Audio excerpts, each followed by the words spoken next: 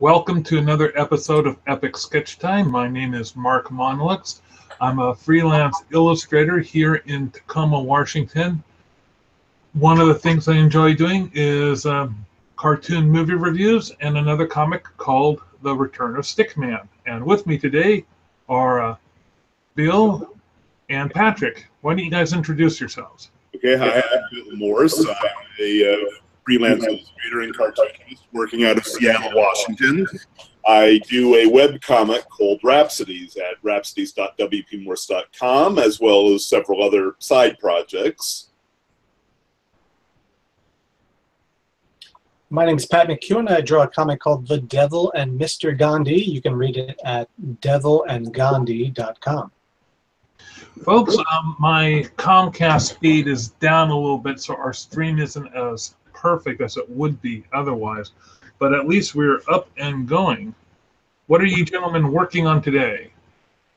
Oh, nothing in particular. I thought I'd continue working on brainstorming for an idea I was playing with last week, which involved doing a up-to-date version of Frankenstein, though I have not decided what exactly I'm going to do with it. But at the moment, it's sort of doing it as Dr. Frankenstein as a college student, which isn't too much of a stretch since he was a college student in the original novel as well. And I'm throwing Dr. Pretorius into the mix to keep things interesting along with the monster.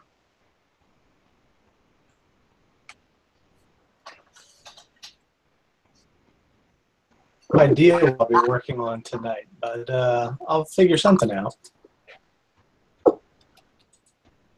For a change of pace, I'm actually going to be working on a real project. I have a client that's been hiring me to do some editorial illustrations that aren't exactly the most favorable to organized religion, so that's always fun. Mm-hmm. And there'll be a little change of the pace from my constantly just cleaning up things. You'll actually see me drawing for a change. Cool.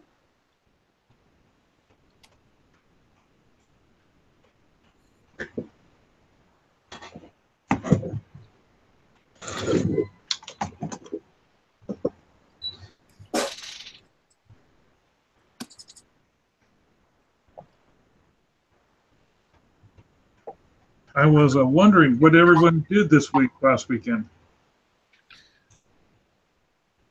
Well, I spent Saturday hanging with Mark at Jet City Comic Con, and also trying to meet as many people and do a little bit of networking. And then Saturday I was pretty much catching up on lost time and pretty much just working.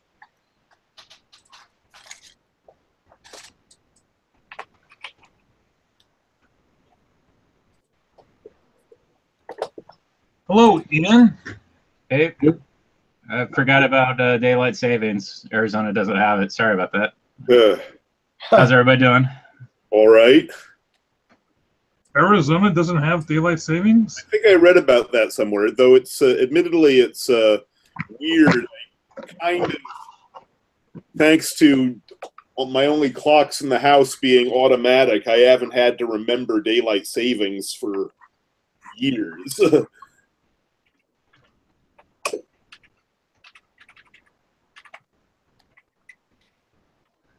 So, Ian, we all said what we're working on today. What are you going to be working on? I am doing a very belated Inktober sketch, but just another one of these like Nintendo drawings that I was hoping to do. I keep on putting it off, but thankfully I have Epic Sketch Time to let me catch up. So, Thank God for Epic Sketch Time. Yes, thank you, Epic Sketch Time.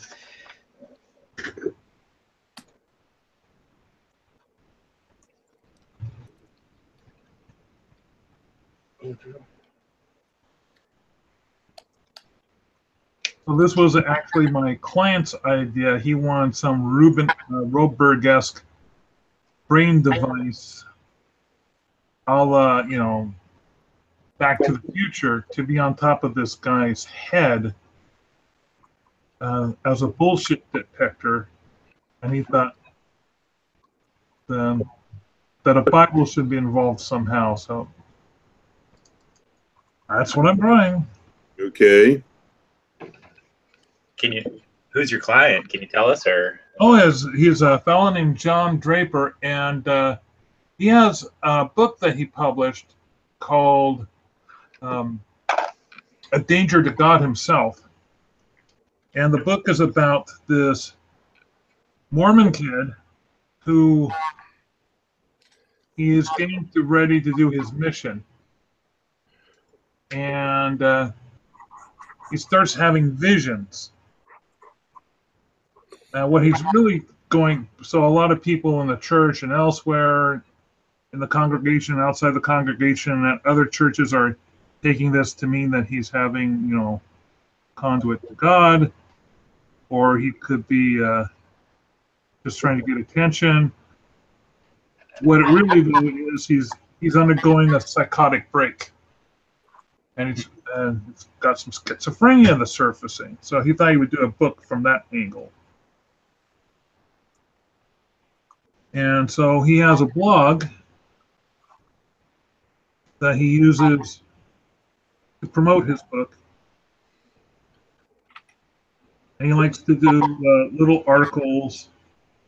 The last image I did for him, I just absolutely love. Let me see if I can find it.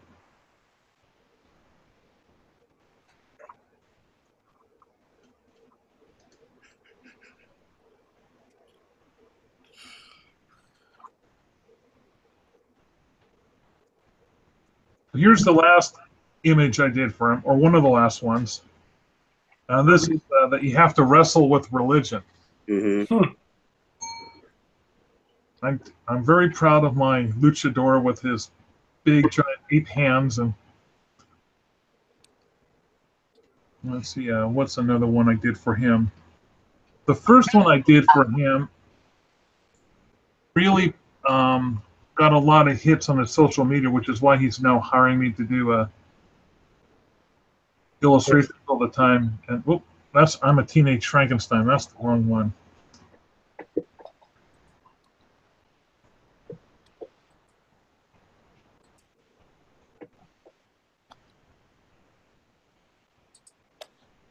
Sometimes he'll just give me carte blanche to do things.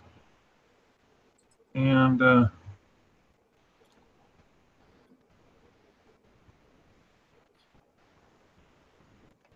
there we go. Other times he has an idea. So this was the first one I did for him, which was I Was a Teenage Jesus. And it got more traffic to his blog than I personally thought. The article with its you know, anything that has a headline like I Was a Teenage Jesus is bound to bring in a fair amount of traffic. Mm-hmm. But he was convinced that it was the illustration. So that's pretty cool. Not only is he a friend, but he's probably one of my most consistent clients. So I give him a long-term. You know, if I have a long-time relationship with a client, I'll give them a little bit of deal on their pet projects. So he has other gigs besides this thing for you? Oh yeah, he works for a company that I do a ton of work for. This other company, a lot of storyboards. Mm-hmm. You might have heard me talk about those projects before. I think so.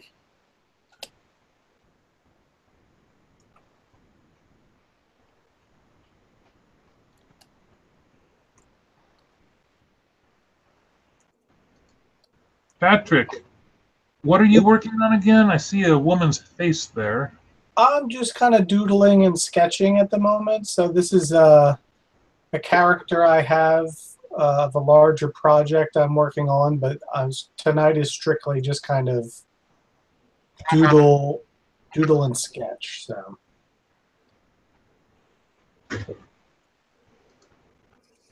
So Bill was telling about his helping me out on a 2-day convention called Jet City Comic Book Show, which is held here inside Tacoma. It used to be held in Seattle once upon a time, but they found that they could get a much larger facility cheaper in Tacoma.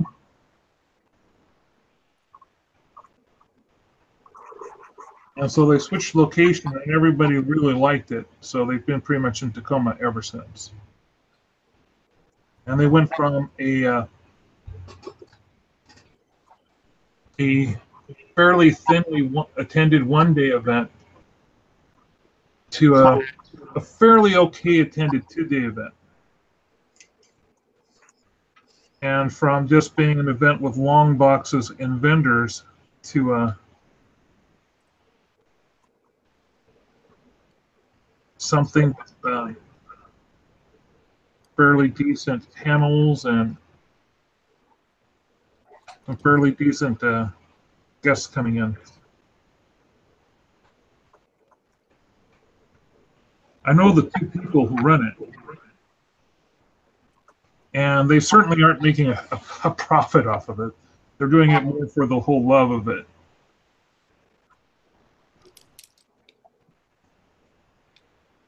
How long has it been going on? I would say at least 5, if not 6 years, maybe 7. And the organizers are losing money on it? They're not losing money, but they're not raking it in either. Okay. So just kind of like striking certainly, one of the guy's wives would prefer if he didn't do it because it takes so much of his time. Mm-hmm.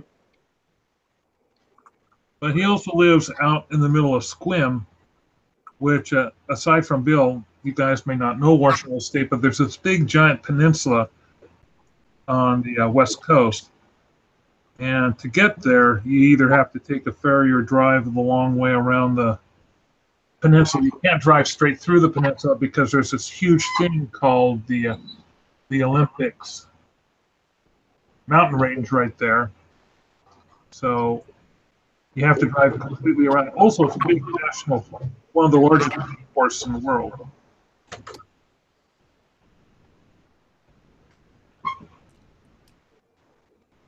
And I think that he feels a little sequestered out in the Squim and doesn't mind getting into Tacoma every now and then. What's he usually do for a living? He handles the advertising for a fishing rod manufacturer. And does a lot of their promotional stuff. You want to follow. He's also a pretty good illustrator. He's got the anti-bullying comic that he distributes free. It's a no words comic that's very popular. His name is James Taylor, and you can find him on Facebook. If you have to, you can look through my friends list to find him. I'll see if I can post a link to his Facebook page on the doobly-doo.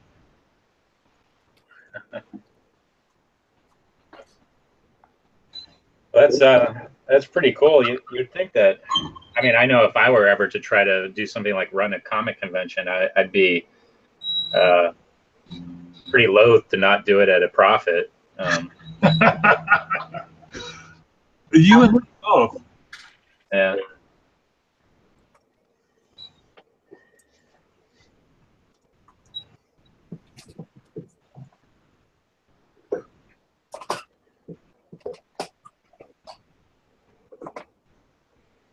But a lot of people who do conventions, they know that the profit margin isn't really going to be.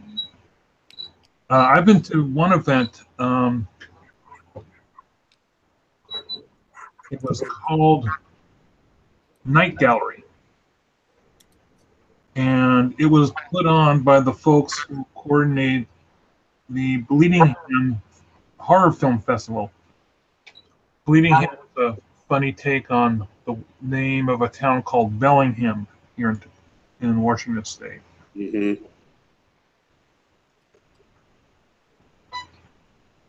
Anyway, they have never pulled a profit on Night Gallery, but they're not looking to pull a profit. They're using it as a promotional to get people excited about the horror movie convention. They find that by having this, that their attendance for overall for the movies goes up because it creates a built-in community that celebrates the whole thing ahead of time.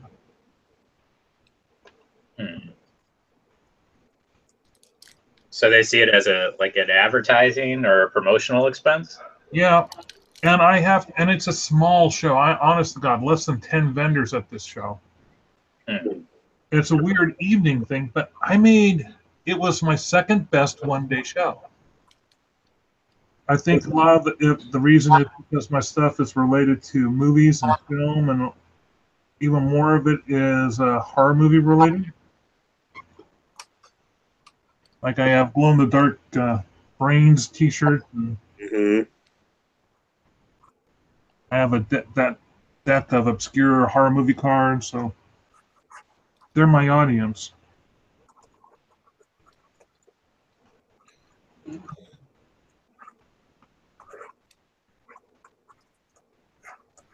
Bill, you'll be happy to know that with your assistance, I managed to make over $200 that first day. Nice, considering it was 174 when I left. Yeah, we made some wonderful last-minute sales. Cool. And you know Matt Young, Mark? Yeah. I beat him in sales this year. Cool. I never beat Matt Young, Mark in sales. Matt Young, Mark does a Choose Your Own Adventure books, and him and I have done several conventions together. And how do you do Sunday? I did nearly as well. I did $185. Very nice. So I think it came like $3 short of $400. The table was $125 because I got in early. Then I didn't have any type of rooming expenses because I live here in town. I brought a sack lunch, so I didn't have any meal expenses.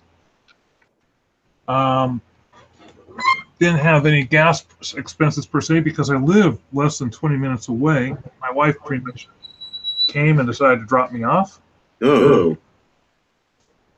And that way she'd have the car for the rest of the day. So I think, let's see. I think I had about $50 worth of material expenses. You know, the actual merchandise that I sold at the store, this is what it would cost to replace that merchandise. It might be higher. Let's say even if it was 75. But my net, well, I believe my net was over 200. Which, you know, if you break it down by the hour, it's still terrible. But for a comic book convention, it made it one of the more feasible conventions I did this year. I've done some conventions this year where even that didn't happen. And what I usually do is I like to have what I call a percentage of feasibility. And if I can make a 30% net profit from the event, it's typically feasible. If it falls below that, I just won't do it again. So, how do you get to that number? Is that just like decided upon that like after trial and error, or? Yeah, what I've been finding is I have 4-day shows, 3-day shows, 2-day shows, and 1-day shows, And you have to break down that, and it's by the percentage of profit per day at a show. So if I do a 4-day show, and if my net isn't 30% more than my expenses, then really the show isn't viable. If it falls down to like 25, because the amounts are so small. If you go and spend the whole day and break your butt at a show, and all you come home with is $25.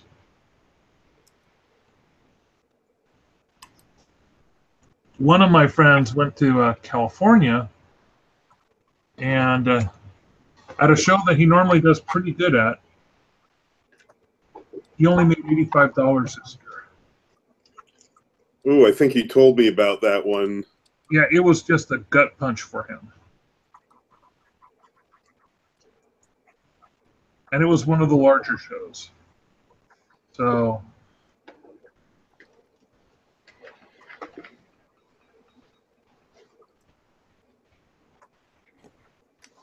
and I was talking to some of the people who organize these conventions, and part of the reason is compared to 5 or 8 or even 4 years ago, there's a lot more conventions than there used to be, and there's a lot more of local conventions. Excellent. So you have pretty much buyer's fatigue with people who go to these conventions, and they're either selling the same stuff or their budget's being spread out a little bit more.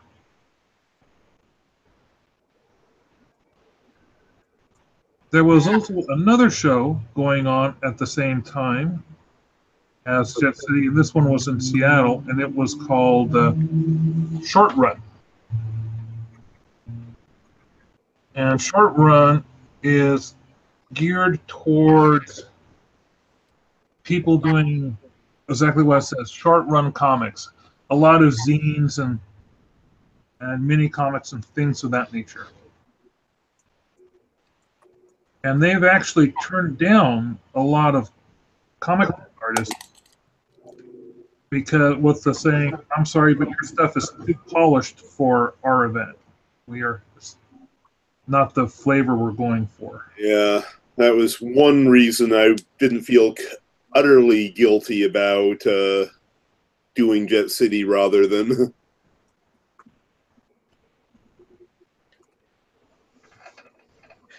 Though I did ease my guilt by going to the party that they had at Fantagraphics the night before. Excuse me. Gesundheit.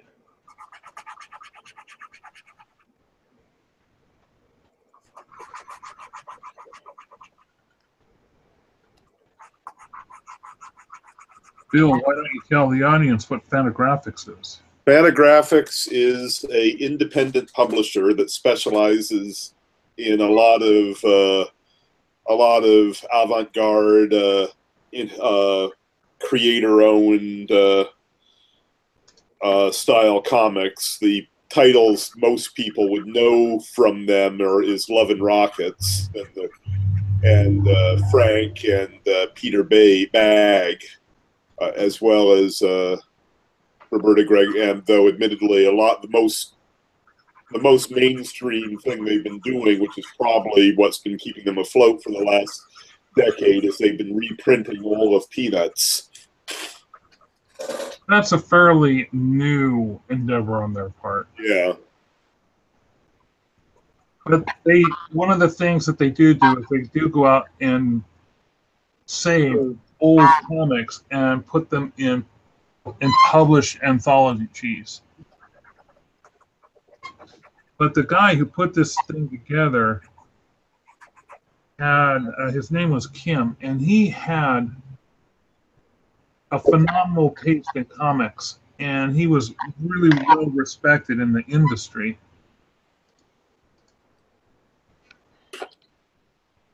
Yeah. And he discovered a lot of people by publishing them there.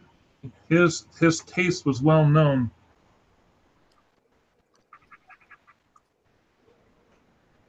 Yeah, he was. I only had the privilege of meeting him once back when the Guild was, the Seattle chapter of the Guild was doing a panel on graphic novels. We scored him the year before he died. He's a very quiet, unassuming individual. Yeah, it's quite a contrast from his partner, who his business partner, Gary Groth, who has a bit of a mixed reputation of being one of those loud, divisive critics. And Gary, just in case you're watching, the views of the commentators is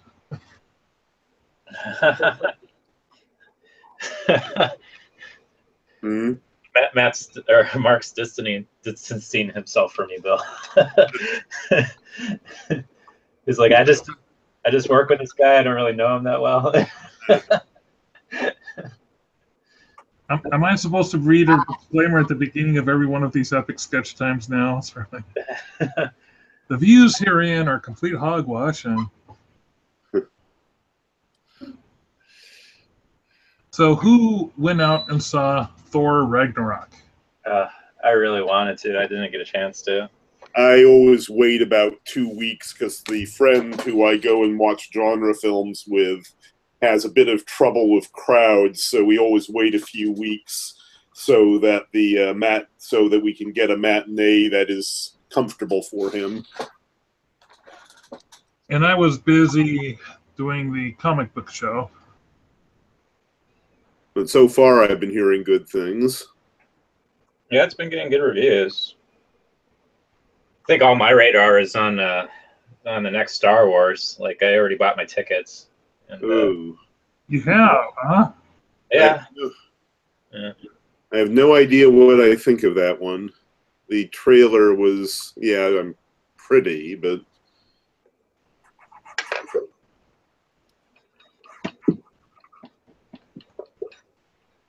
I was kind of shocked that they, well, not shocked, but just surprised that I saw that Justice League is coming out this year. yeah, it's pretty soon, isn't it? Yeah, and it's like, whoa, it just seemed like Wonder Woman just came out. So I guess they're just trying to capture on all the momentum for these types of movies and stuff. But also in the news, Disney was talking about buying most of 20th Century Fox, and that was kind of surprising. Well, that's the first I've heard. This is the first I've heard of that. I haven't seen that headline yet. No. I just saw the headlines. I didn't read the stories, but just like the implications behind all that is just like, whoa. Like, I mean, obviously they'd get full ownership of Spider-Man again, and that would probably be good for Disney. But just like everything else that's under that umbrella is pretty. Well, actually, sorry to be pedantic, but X-Men, Sony is handling this. Has the start. Sony has Spider-Man, and Sony's been. Oh, Sony has that, yeah. Sony's been relatively cooperative. Well, never mind then. I'm sure it's be a big boost to their portfolio, though, if they got it. Well, considering the games they've been playing, thanks to the whole X-Men fight, for a while they were trying to get around it by essentially submarining the print X-Men, so that Fox wouldn't have any new material to work with. And for a while, one of the reasons, for example, if you follow Marvel enough to see how they've been pushing the Inhumans, they've been pretty much been using the Inhumans as a way to get around not having getting around not being able to use X-Men to its full capacity. And from everything I've heard, that one bombed for them big time. Disney, in case you're listening, the views of the commentary, the individuals. It's not necessarily that of every member. I'm. So Deadpool, is that 20th Century Fox or no? Okay.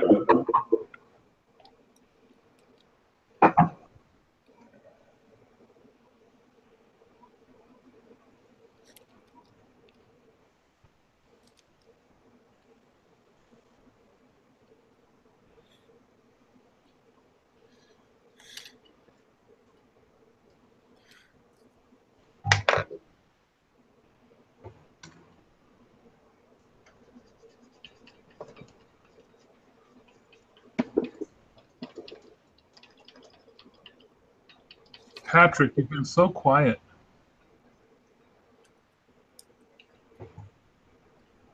Oh, I think you must have us muted. I snuck away from it.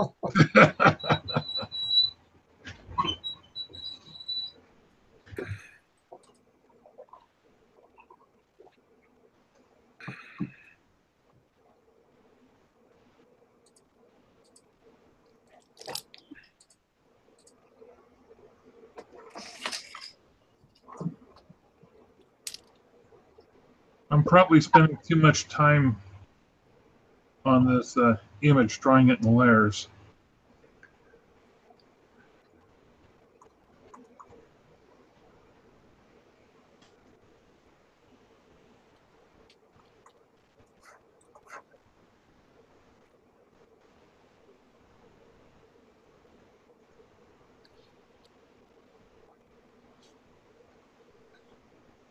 So I decided that at comic book conventions, I slowly start phasing out my T-shirts and concentrate on doing prints.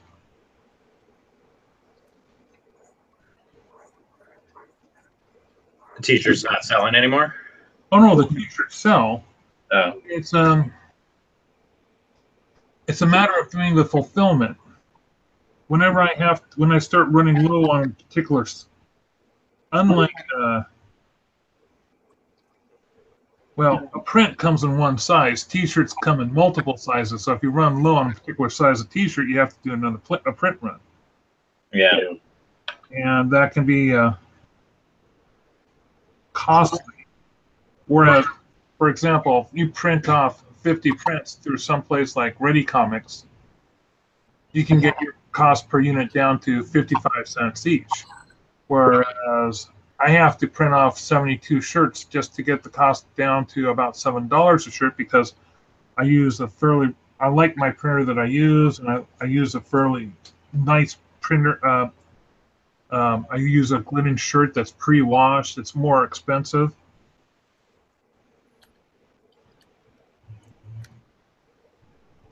And so you have a cost of something like, say, maybe $30 to get a series of prints done. That would then be a nice year-long supply for you, as opposed to, say, between $600 and $700 for another year-long supply. Plus, the size of them means that you have to put them in bins. You have to fold them. You have to dig through them to find the right size. There's a lot of secondary fulfillment costs that just eat away. And additionally, I'm getting some flack from some of the retail shows. Don't want me to be selling shirts. They think that's merchandise, so they should be inside the vendor's booth rather than the artist's alley. And I can't afford the vendor booth, so.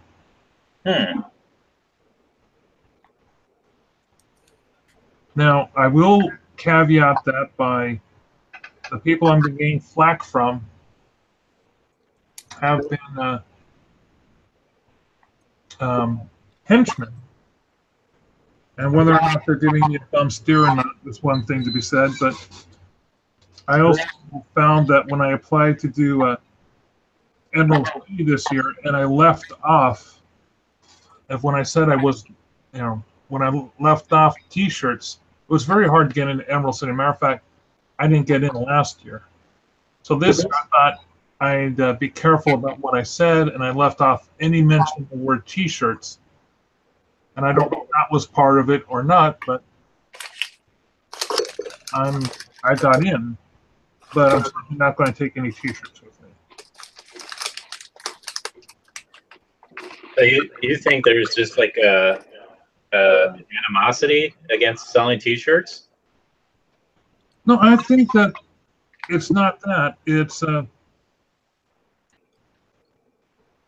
they really want Artist Alley to be original art. And I think that part of the argument is that T-shirts aren't as much of original art as, say, to be honest, I don't know what's happening, but I do know that at the larger convention, there you have these T-shirt towers. Oh yeah. And they go up to the sky, and they've been putting in height limits in the Artist Alley, saying, "Hey, you guys can't be any higher than this." And a lot of people that had prints going up to the sky in Artist Alley realized they're saying, "No, if you want to go over a height limit, you got to be over in the vendors thing." I talked to some guys who do that. And they went over to the vendors' booths and they didn't look back because they could make their displays as big as they wanted to then. But I think it's a fair point. I'm not going to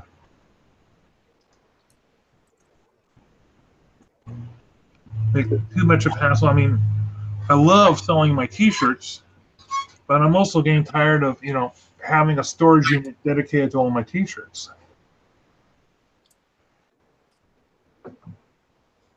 How much inventory do you hold on to? Let's see. Typically, I have 2 to 3 bins of each design in a T-shirt in my storage unit. That's when I'm at full capacity, and then I have 2 traveling bins that has 3 of each size in the traveling.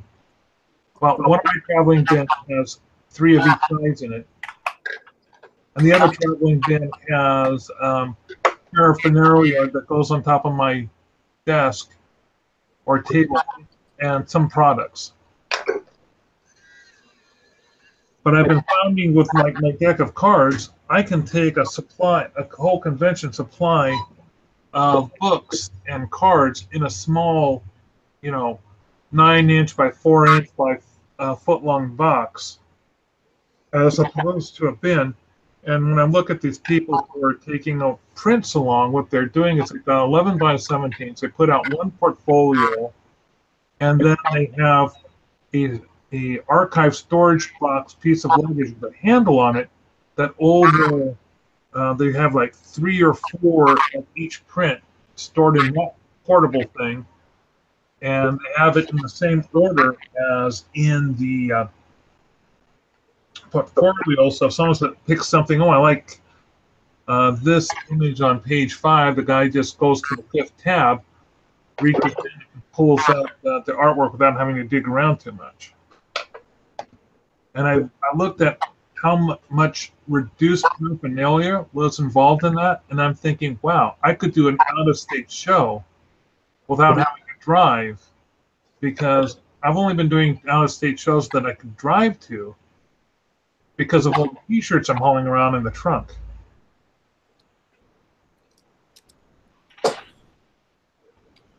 If that makes any sense. Yeah, logistics are probably a big part of it.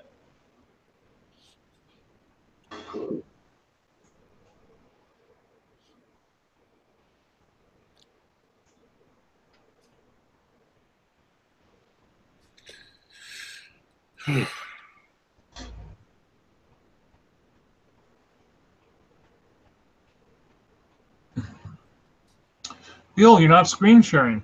Oh, I'm not? I thought I was. No, that's your handsome mug. Okay, here we go. So I thought you were like Ian. You were working on something on your. Nope. Actually making some fairly decent progress here. As with the, at least as far as the doctor is concerned.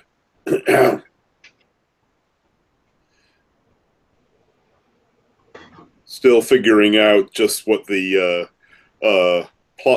cast dynamic is here.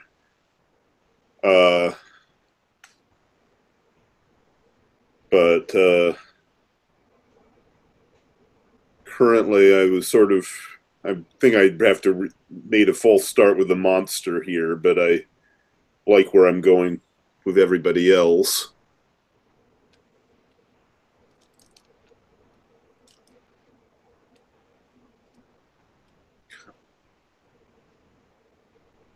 So if you look at your screen, here's another image that I did for my client. And the topic of his thing was that he kind of had to work at religion. So I thought it was a cute visual. I came up with the whole Pope-mobile idea, so I'm liking it. Now, the way I built this image was I have a blend for sort of like a pavement with a green generic back, and I did a gossamer blur between that. Then I put a mask filter on it. Then I blurred the mask filter, and I like doing that so I can change the dynamics on that. Then I add in some white background because I didn't want the green to show through all the way. I was going to be doing some blues, and it was going to look too murky if it was all transparent all the way through. And I only wanted it to be semi-transparent. Then I had a couple little highlights on the Pope there. Some more little highlights on the inside of the trunk. The lyric for the chair, I brought that down as a 75% opacity, so it's already fading back. And then over the top of that, I had some blues. I have the blues at an opacity of 76% to act as windows. And then to sharpen everything back up again, and to cover any type of errant lines, like you might see down here at the base of the chairs, or some lines going over on the black, I have a top layer of black that goes over the top. And I spend way too much time coloring on these, considering that the budget the guy has, but I really like the freedom he's been giving me with these. So I'll put it on plans for them, like putting them in a book or something, or we haven't talked about that. He did say I could use them whenever I want to after the fact.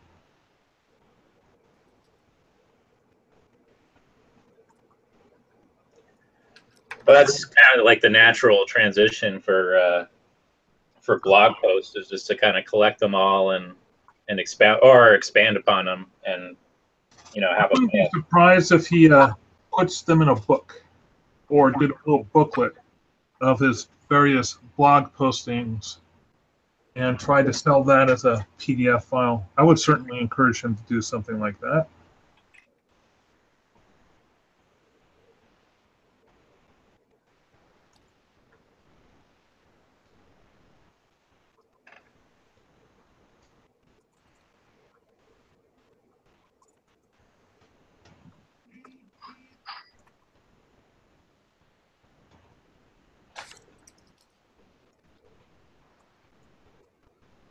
I'm trying to decide where to take my wife for dinner tonight.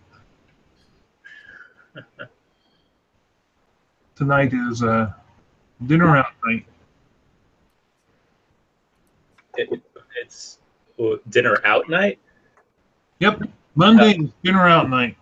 She doesn't feel like cooking on Mondays. So the thing is, she never tells me what she wants until what she's feeling like having. Till just before I pick her up. I like to have some ideas as fallbacks just in case. Yeah, I treated myself to Vietnamese for lunch today. Went to a new place called Pho Shizzle. No. They came up with it, not me. Oh man. Oh shizzle! Just end the show right now. That's the. Good night, everybody. Oh, speaking of shows, will everyone enter in their URL addresses that they would like to have linked in to the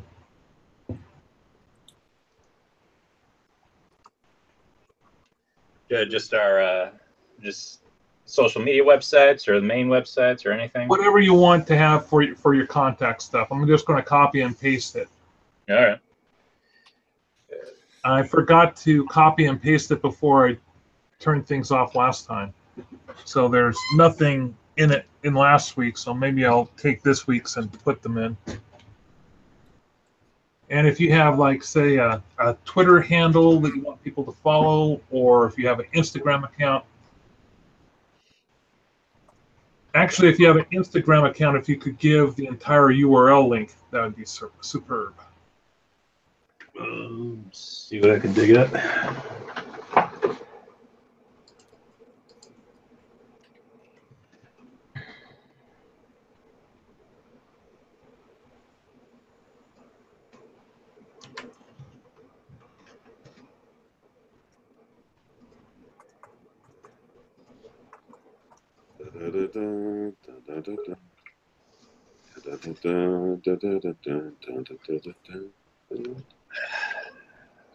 Okay, so I got Bill's.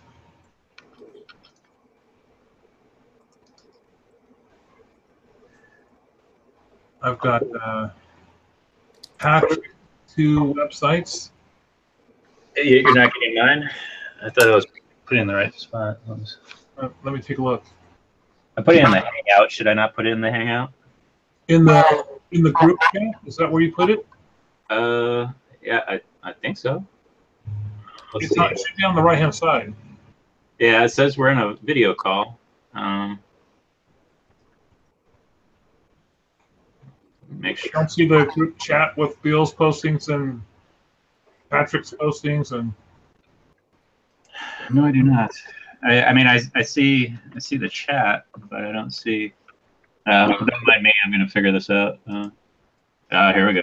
All right. I'm posting it in the regular text Hangout, not the Hangout video chat. Too many options.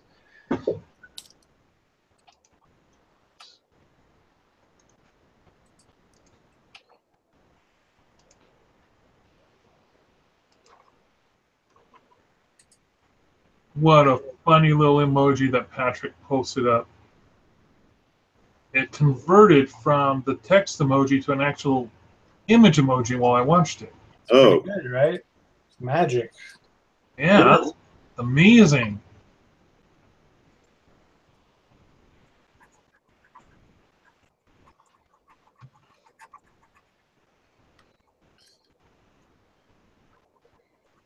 Ian, is it unfedartist.com? It is, yeah. Okay. Oh, there's your Instagram. Okay. Yeah, there's not much meat on the bone for the Instagram account because I just posted it, or I just started it just to have some separation from my company and my personal stuff. Like my personal Instagram has like pictures of my nephew and like pictures of things I cooked and all that stuff, and it's just, you know, it's not a. I mean, I don't mind people seeing that, but when it comes to potential clients, I don't want them to, you know, waste their time looking at like the fried chicken or something that I cooked or ate. I didn't know. I get pretty good feedback whenever I'm showing off a recipe. Oh, really? You get clients, Bill. That's the thing.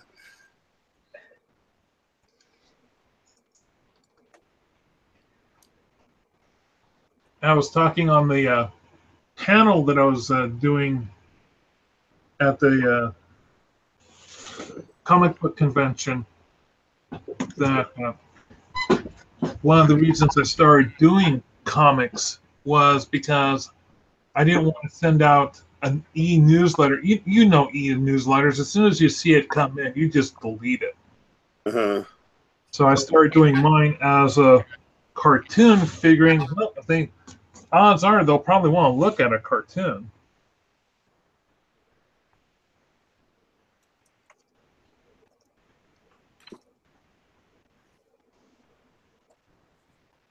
Yeah, one of the cool things that I'm seeing with Instagram with Dave Kellett of Sheldon Comics is he posts each frame as an image on Instagram, so you just kind of slide through each frame.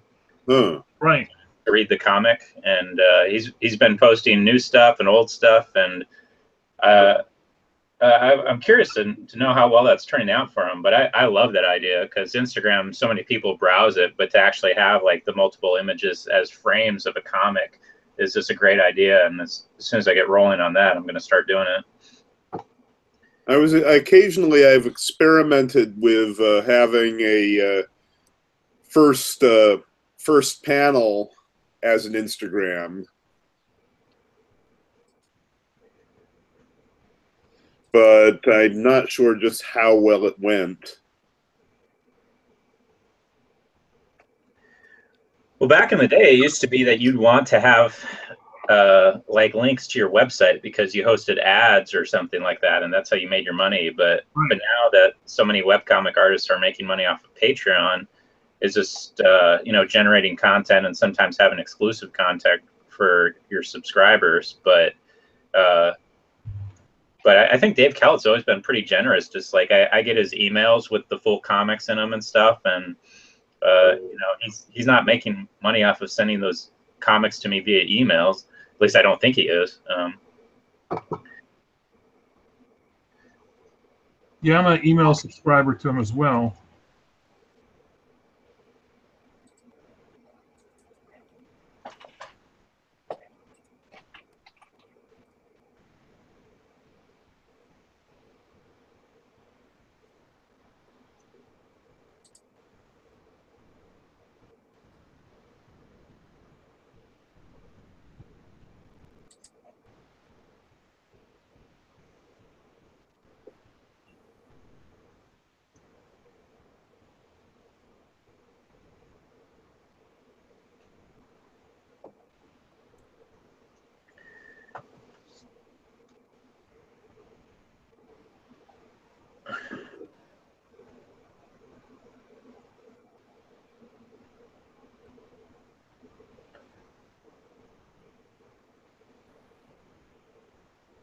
Pat, are you still playing around, or is there a story behind the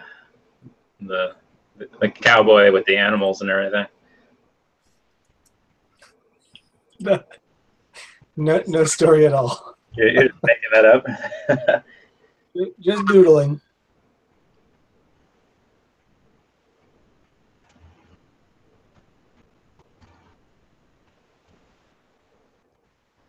But the cowboy has bought into the whole dinner out night. Oh, okay. So you're playing some epic sketch jazz. You're just going off the rest of us, and that's right. Groovy.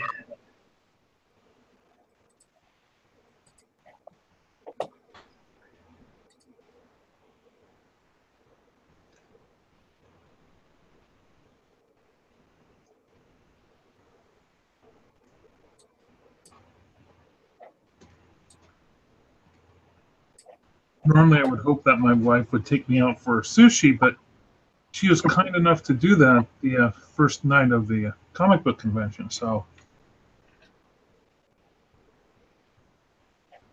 as much as I would love to have sushi every night.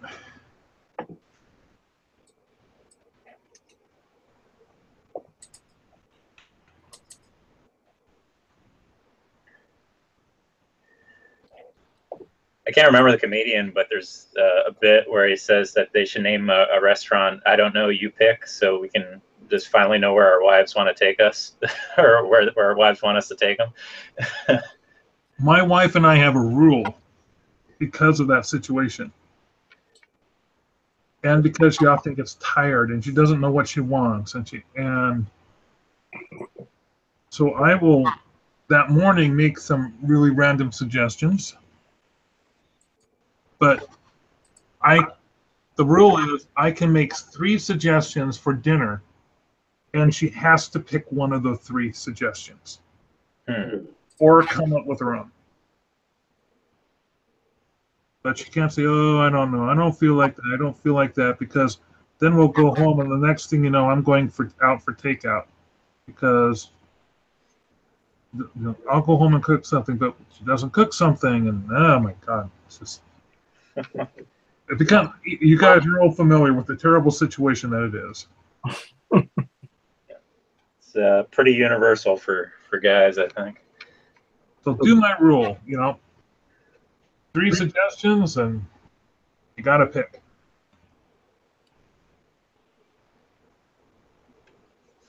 Can't just have veto power.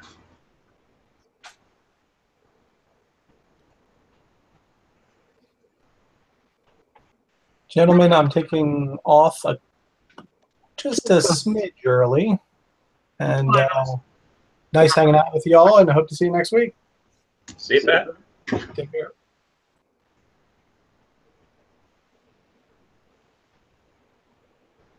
Ian, I'd like to see how far you got. Can you hold it up to the camera? Yeah, sure. So,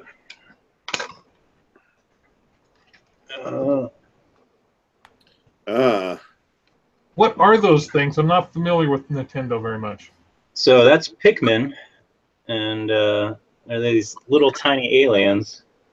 But I'm kind of doing a crossover. Link has the Minish Cap, which kind of makes him small. So, well, it doesn't kind of, it does. So I'm just showing the Pikmin and all that stuff. This will be on my Instagram tonight after I finish, obviously. But yeah, my little brother is just Nintendo fanatic, and he suggested this idea, so I'm rolling with it. And then I got one more left to do, but yeah, I was kind of thinking about how Bill is always pretty solid about doing something a day, and I think I really need to kick my rear into gear and get that done, because I did enjoy like the productivity of Inktober and everything, even though I had some late nights trying to keep up with it. So. Yeah, I started out ahead, and then in the end, I ended up trying to pound something out as quickly as I could in the morning. And then, of course, the ones towards the ends were all labor intensive, tight pen and ink cross hatchings, and that wasn't helping. Yeah, you had some really good stuff, though. I still kind of think that there's a lot of potential for that U.S. Capitol with the UFO in it. I'm certainly going to do the U.S. Capitol with the UFO. I think I'll probably do a better version in color.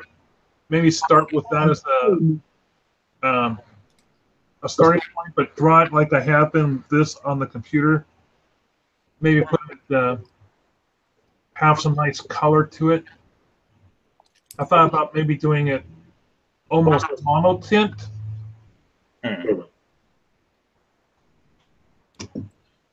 Anyway, gentlemen, this has been another episode of Epic Sketch Time. I want to thank everybody for joining us.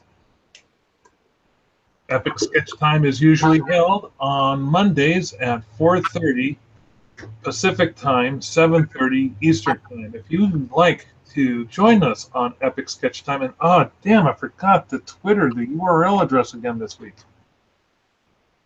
Folks, remind me to do that next time. But if you'd like to join us, please send me via my Twitter handle at MarkMonlux. That's MERKMONLUX. Address in the doobly-doo.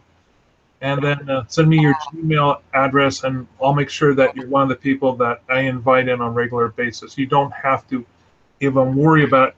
Just remember the time and the date, and open up your account. There should be an email waiting for us. All right. Thanks, guys. We'll see you next time. Ciao.